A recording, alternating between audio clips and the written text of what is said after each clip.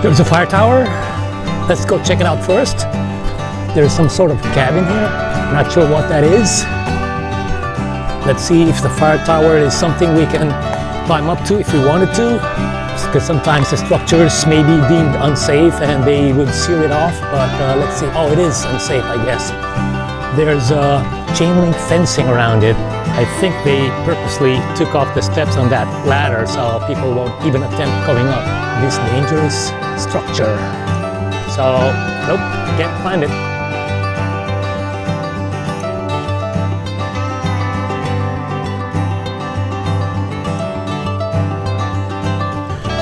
Alright, so let's head on over to the trail toward the, hopefully, a waterfall.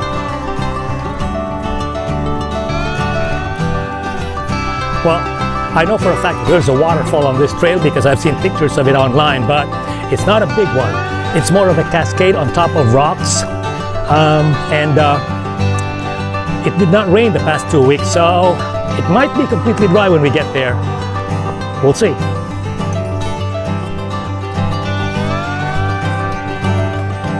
We are following the White Trail. The trail is a figure-8 trail.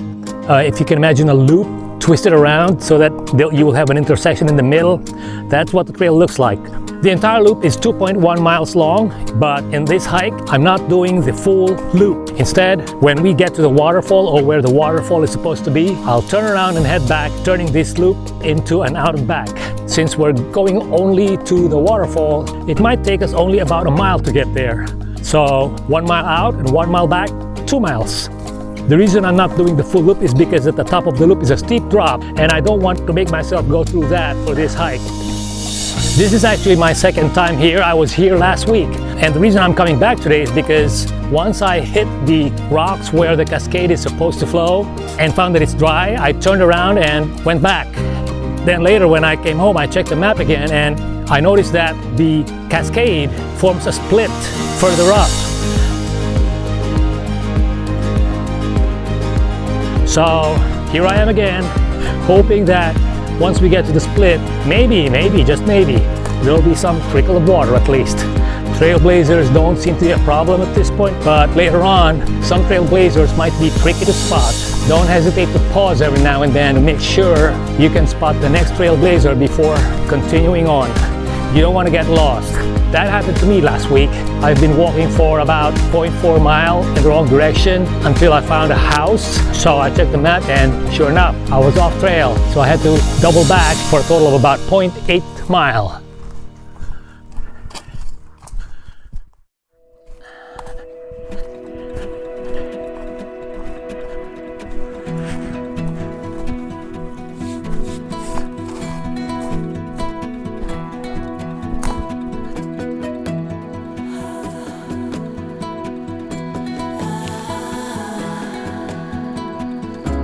So now we come to what seems to be a path for water to flow through, but there's no water.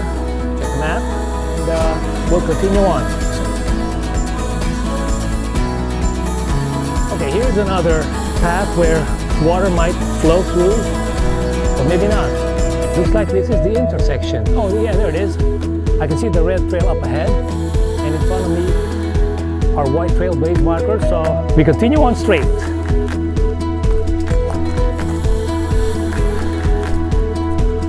We seem to be coming up on a ledge now. We can see the ridge over there now. All right, okay, there. We turn right.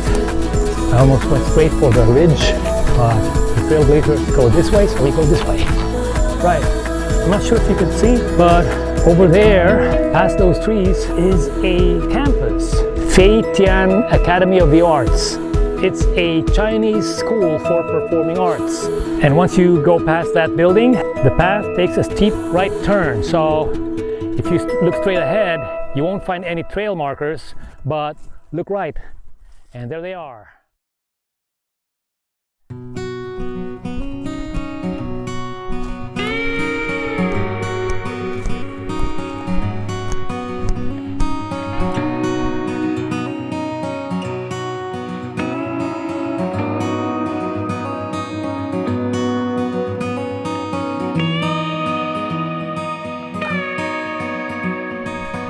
Alright, I cannot spot the next white trailblaze marker again. Oh, I see one down there. So we follow the white trailblazers. There they are. We're going downhill to the first rock formation where a water cascade could potentially flow. Sometimes the white trailblaze markers are tricky to spot, but if you take your time, angle your head this way and that, you'll eventually spot them. So don't hesitate to pause every now and then if you can't find the trailblaze markers. Alright, this is as far as I came last week. This was where I stopped because, as you see, the creek bed is dry. But we'll continue soldiering on up to where this creek bed splits. So it took me 39 minutes to get here from the parking lot, including the time we briefly checked out the fire tower. So just to give you an idea. Okay, we're supposed to cross the creek.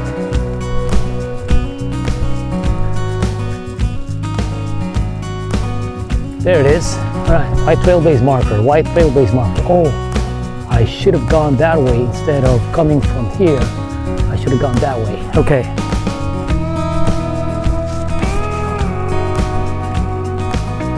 Oh wow, looks like I'm going to go for that steep drop after all. The descent that I was trying to avoid on this hike. But we're going down. That's a rather steep drop. I'm starting to have second thoughts if I should continue. I'm trying to decide if I should continue or not. I cannot see the next white trailblazer.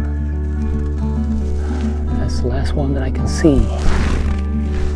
And that's a steep drop. Is that a white trailblazer? Or is that just a stain on the tree trunk? Can't tell. Oh boy. Why did they use white? Could have colored it blue or red. I'm not even sure if that's a trailblazer. That's too high up. That high, you're gonna need ladders, so I don't think that's a white trailblazer marker. We have to somehow get to the other side of this ridge. Let's head back up. Maybe there's another way. I'm hoping there is.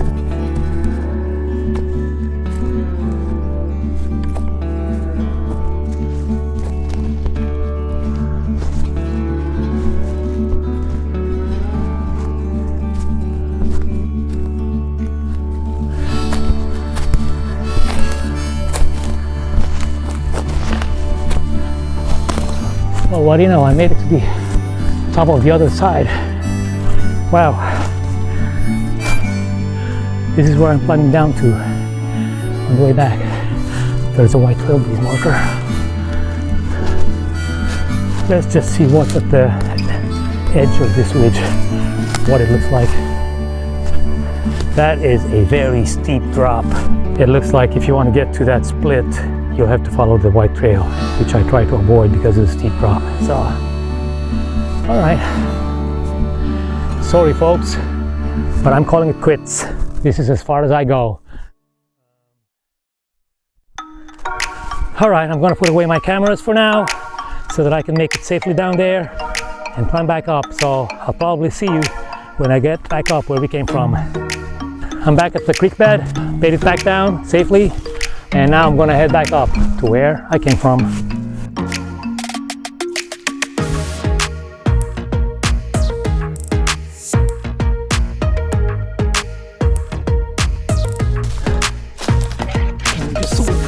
Well, I have to be honest and say I'm more than slightly disappointed. First, that there's no water on the creek bed, and second, that this is my second time and I still couldn't make it to where the waterfall would most likely be.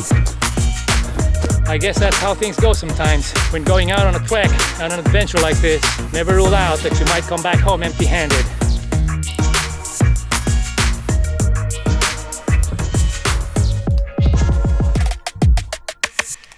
Still, I'd say this is a good trip in nature. All the trees are evenly spaced apart and they all seem to be of the same kind, at least maybe 90% of them. They somehow seem to be in communication with one another as to spacing themselves apart. If, as some researchers say, flora and fauna can communicate with one another, this is a place where you might feel that the most. Indeed, I do feel it. Like all these trees' eyes are all on me, hoping that I have a safe journey back home. Or at least I like to think of it that way. Well, guess what, guys? I had another thought, and this thought will involve a third trip here. Remember the intersection where I turned right to head for the creek bed? What if I instead turned left and took this path to get to the other side of the creek bed? I might just do that. But not today. Maybe next weekend we'll do this again. Until then, I'm signing off for now.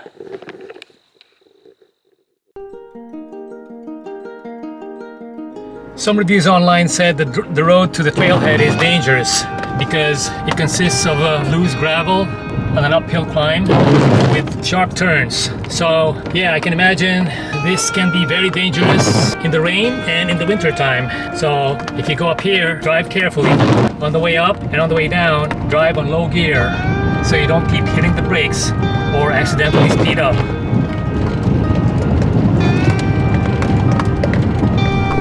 Hello again, I'm back a third time here at Graham Mountain Forest to once again go look for the waterfall. As you can see, it's drizzling. It rained the past couple of days, so I'm hoping there'll be some good cascade on the waterfall today. That's the positive side. The downside is the trail is wet. So I had to be careful in case there might be some slippery patches here and there. Fortunately today at the parking lot I met two gentlemen who have been here a couple of times before and gave me clear instructions on how to get to the waterfall. I'm going to go down the white trail like I did before, and at the intersection where in the past I went straight, I'm going to make a left. I'm going to go downhill where the white trail will then intersect with the red trail. I'm going to switch over to the red trail by making a right and then follow it all the way to the waterfall. Now here, as you can see, and the two gentlemen were explaining to me, when you see two trail blaze markers like that arranged in a diagonal pattern, that means that the next trail blaze marker will be oriented to your right. So if you can't find the next trail blaze marker up ahead of you, look a little bit to the right, and that's where you'll see the next one. So like right now, I could not see anyone in front of me, but there they are, on my right, the white trail blaze markers. How cool is that?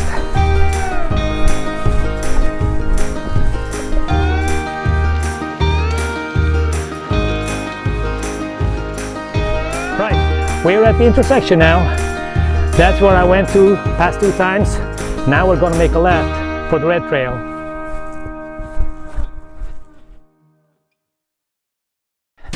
As you can see, it's drizzling. The rain is supposed to stop at 10 a.m. this morning, but it's 11:55 right now. It's almost noon, and there's still some drizzle.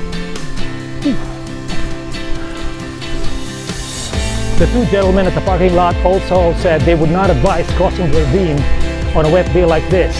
It's just too dangerous, which I don't intend to do anyway. So again, instead of completing the figure 8 loop, I'm just going to make it an out and back. Once I get to the waterfall, I turn back the way I came. I can see a path down there. I'm not sure what that is.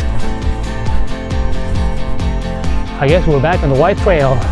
Yep, I remember the gentleman at the parking lot said the red trail will intersect with the white trail and the white trail will go uphill once again. So, yep. Just checking out this little creek. We do have water flowing, so I'm hoping farther up there will be a stronger current.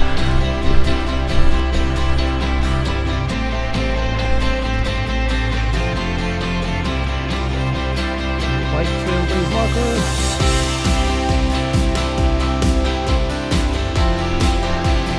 I think I missed a turn.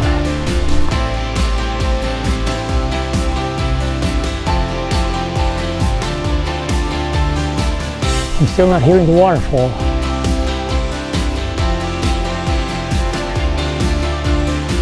This is where I came from, and now I'm here.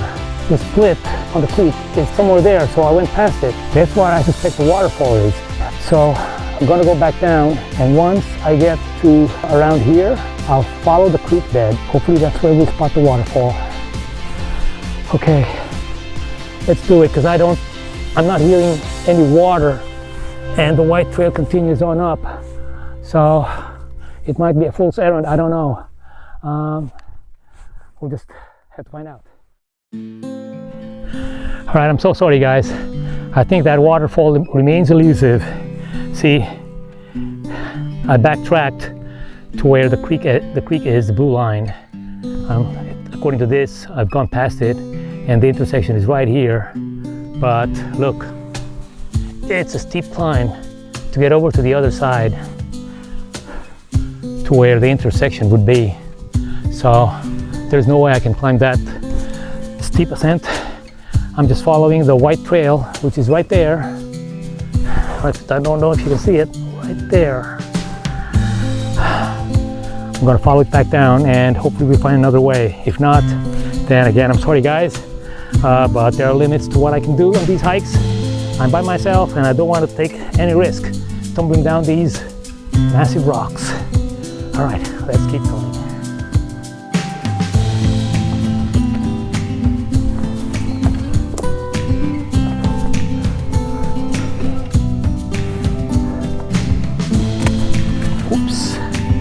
Okay, I made it back down to the white trail base marker, which marks where we crossed the creek.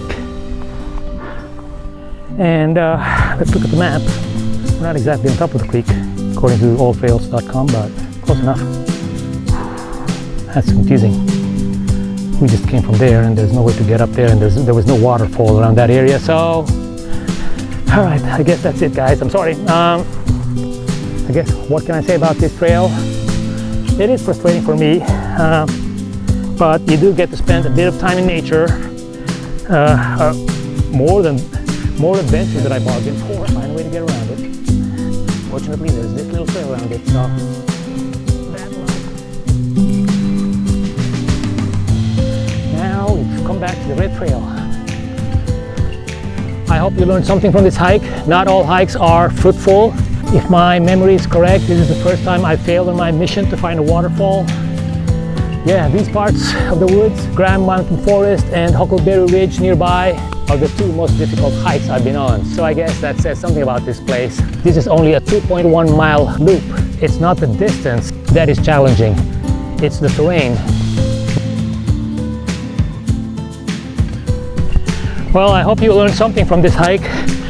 If there's a lack of information online about how to get to a waterfall, I guess that's a clue that it's not easy to find it. I've seen no other photos of that waterfall other than the one on alltrails.com. I don't know who took that, but apparently at least one person got there and took a picture of it. I think I can say that I'm not inexperienced when it comes to hikes like this, but that person was not me.